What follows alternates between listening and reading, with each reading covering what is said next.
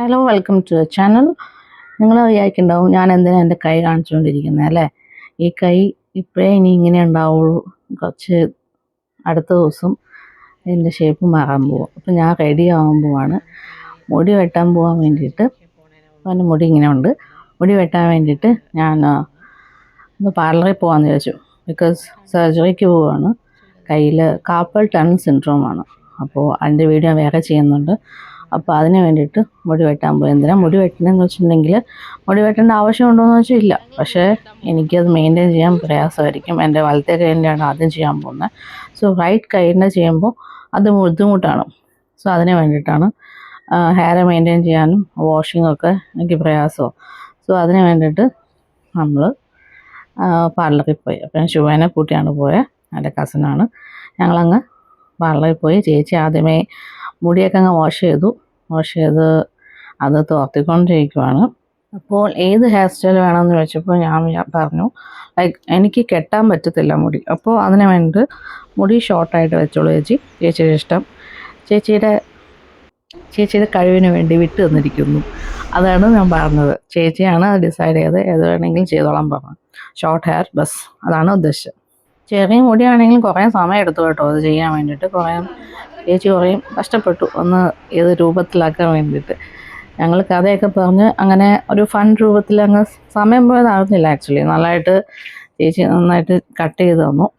So അതിന് ശേഷം വീഡിയോയിൽ ശുഭേനെ ഏൽപ്പിച്ചു. കാരണം എനിക്ക് ബിഫോർ ആൻഡ് ആഫ്റ്റർ കാണാൻ ഭയങ്കര ആഗ്രഹമായിരുന്നു. കാരണം ഞാനും ഹെയർ എന്താ പറയുക നമ്മൾ മുറിച്ചിട്ടും ഉള്ള ലുക്ക് എടുത്തോളാൻ പറഞ്ഞു. അപ്പോൾ ശുഭ ഓരോന്ന് ചോദിക്കുന്നതാണ് നിങ്ങൾ കേൾക്കുന്നത്. അല്ല ചേച്ചിക്ക് ഞാൻ ചേച്ചിയുടെ കഴിവുകൾ പരീക്ഷിക്കാനുള്ള പെർമിഷൻ കൊടുത്തേക്കുക. ഇത്ര വല്ല പെർമിഷൻ ആരെയും കൊടുക്കും? ഞാൻ ഫുൾ ഗ്രാൻഡ് പെർമിഷൻ കൊടുത്തേക്കുക. ചേച്ചിയുടെ എന്താ പറയാ, ചേച്ചി ഞാൻ എൻ്റെ ഇഷ്ടമല്ല, ചേച്ചിയുടെ ഇഷ്ടത്തിന് വെട്ടിക്കോളാനാണ്.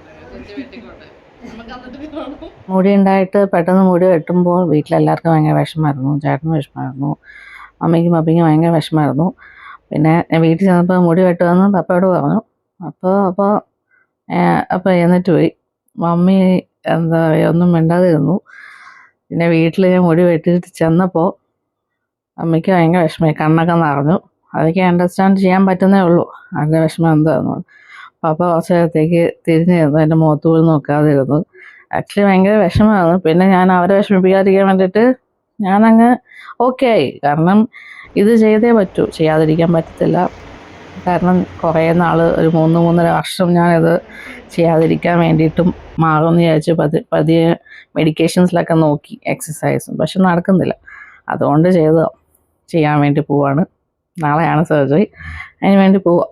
അപ്പോൾ അതോ നമ്മുടെ ഹെയർ കട്ട് കഴിഞ്ഞു. ശുഭനോട് എങ്ങനെയുണ്ടെന്നൊക്കെ ചോദിക്കുവാണ്. എനിക്ക് ഭയങ്കര ഇഷ്ടപ്പെട്ടു എന്ന് ഞാൻ പറഞ്ഞു. നന്നായിട്ട് ചേച്ചി കട്ട് ചെയ്ത് തന്നിട്ടുണ്ട്. ഷോർട്ട് നമുക്ക് മുടി അധികം പ്രയാസപ്പെടാതെ തന്നെ ചെയ്യാനൊക്കെ പറ്റും. അപ്പോൾ ഷുവോട് ഞാൻ എൻ്റെ അഭിപ്രായം ചോദിച്ചു. അവർക്ക് ഇഷ്ടപ്പെട്ടു എന്നാണ് ഈ പറയുന്നത്. ഓക്കെ, അങ്ങനെ നമ്മുടെ മുടിവെട്ട് കഴിഞ്ഞു. ഇതാണ് എൻ്റെ ഫൈനൽ ലുക്ക്. അങ്ങനെ മുടിവെട്ടൊക്കെ കഴിഞ്ഞു പയ്യെ വീട്ടിലേക്ക് പോകുന്നു. Please do subscribe to my channel and like and share.